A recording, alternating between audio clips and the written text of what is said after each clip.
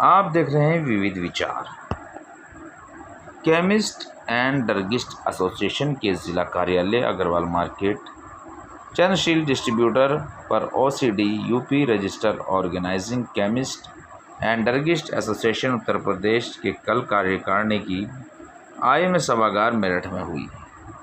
बैठक के बारे में विस्तार से जानकारी दी गई। ओसीडी यूपी रजिस्टर में अखिल भारतीय संस्था AIOCD के ईसी मेंबर गजनफर सिद्दीकी संस्था OCD यूपी में चेयरमैन पद पर आसीन हुए और OP आहूजा जो कि मुरादाबाद जोन के जोन प्रेसिडेंट वर्तमान में हैं, OCD यूपी रजिस्टर संस्था में वरिष्ठ उपाध्यक्ष के पद पर आसीन हुए।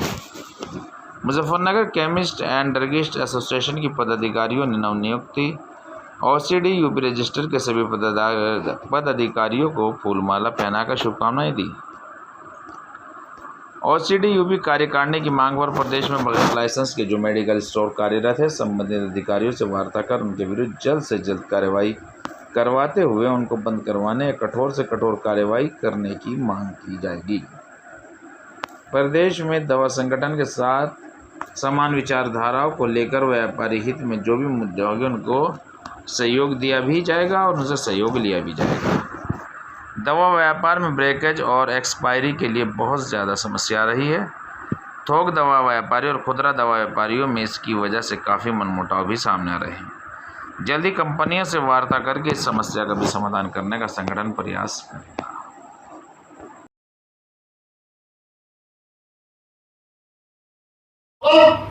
और जिलों के पदाधिकारियों का ज्यादा सम्मान होगा। वो इसलिए कि जिले साथ है तो अध्यक्ष और महामंत्री और प्रदेश कार्यकारिणी है, अगर जिले साथ नहीं है तो कुछ नहीं है। जिले साथ तब होंगे जब जिलों का सम्मान और कार्य हो। उससे पहले कोई थोड़े समय लेता है, हकीकत सब सामने आ जाती है और धीरे धीरे सब भागना शुरू हो जाते हैं। मैं ये चीज कभी नहीं चाहूंगा कि OCD यूपी रजिस्टर्ड संस्था बनी है तो OCD यूपी ट्रस्ट जैसा हाल हो। जो भी कुछ होगा ओपन होगा। जैसे कि हमारे बड़े भाई ने कहा कि भ्रष्टाचार की जो बात है, मेरा हर संभव प्रयास होगा, मेरे बारे में पता नहीं कर सकते हैं, मैं इस चीज के सख्त खिलाफ हूं, सबसे सख्त खिलाफ हूं। मेरे से अधिकारी कोई खुश नहीं रहते हैं। मेरे छोटे भाई और बड़े भाई के सैनिक जी बैठे, तलवार साहब बैठे हुए सहारनपुर के DLA साहब मुझसे परेशान रहते हैं। अब ऐसे अच्छी दोस्ती है, काम करते हैं, लेकिन 4 महीने मेरी उनकी बनी नहीं किसी बात को लेकर। वो जो चाहते थे मैं नहीं कर पाता था। मैं तो ऐसा करता ही नहीं। मैं समाज से भी जुड़ा हुआ हूं, पार्टी से भी जुड़ा हुआ हूं। मेरे काम को आपको ऐसे ही करने पड़ेंगे जो सिस्टम है। मैं आपका सिस्टम में समझ में नहीं आता।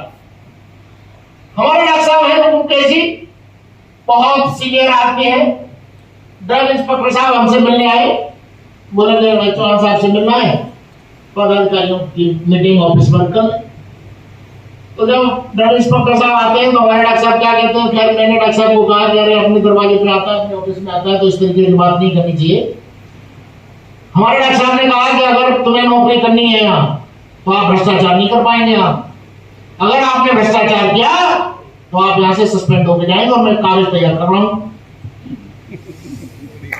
मैंने कहा कि नहीं डॉक्टर साहब, अपने दरवाजे पर आया है तो ऐसे कभी किसी का आज पहले दिन आए तो कभी नहीं देना चाहिए।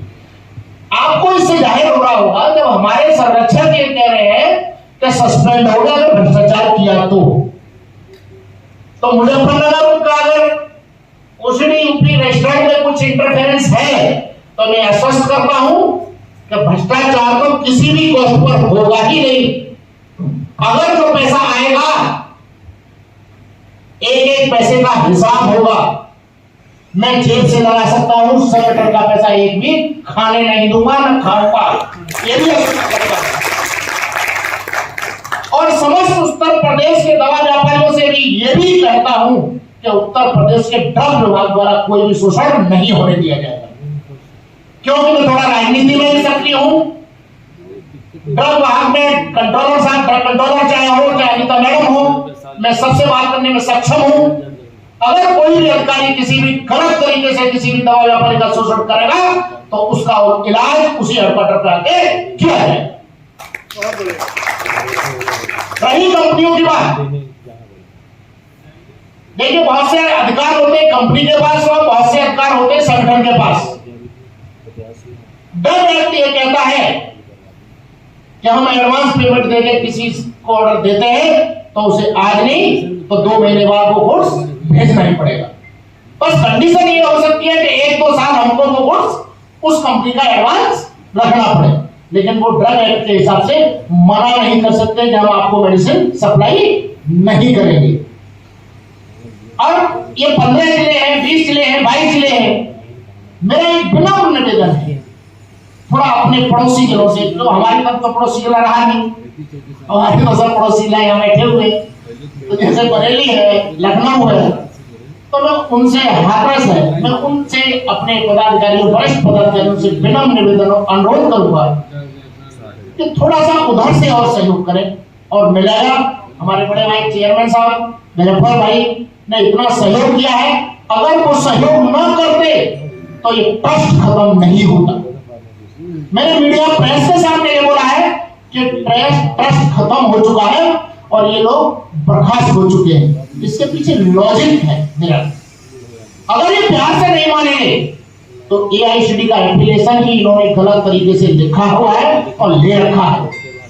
चेयरमैन साहब के साथ वो एआईसीडी का कॉन्स्टिट्यूशन आ चुका है, उसमें साफ लिखा हुआ है कि ट्रस्ट को एप्लीकेशन दे ही नहीं सकते और ट्रस्ट जिलों को एप्लीकेशन नहीं दे सकता। ये सब मनगढ़ंत काम है।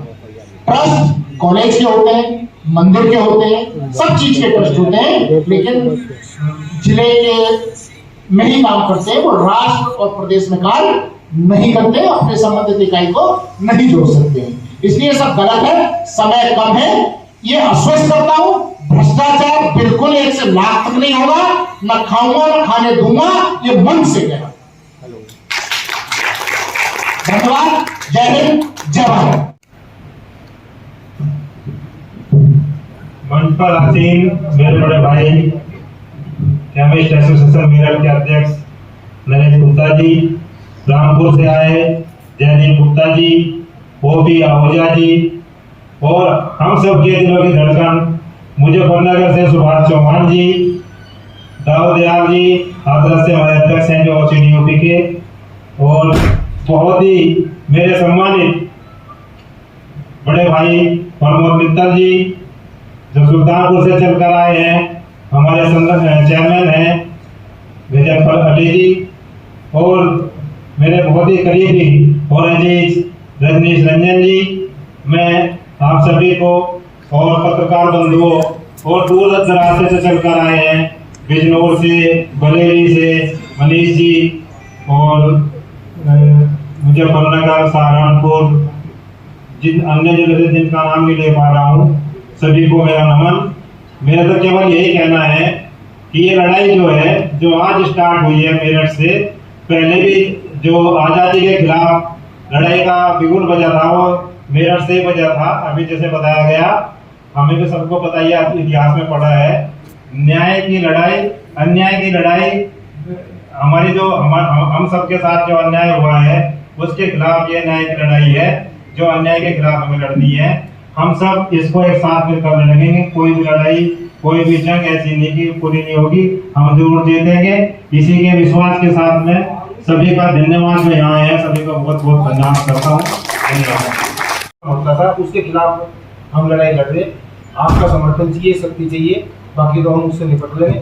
और आप बढ़िए आगे, आपको हर तरीके की सहायता मिलेगी, हर तरीके का समर्थन मिलेगा। और जितना जो समर्थन वो बताया करते थे अपनी मीटिंग में, 700 सदस्य है हमारे, तो हम 700 लोग नहीं कहते, पर हाँ 400-500 आने का समर्थन हम आपको दे देंगे। बस काम ईमानदारी का और ईमानदारी का काम। जय हिंद।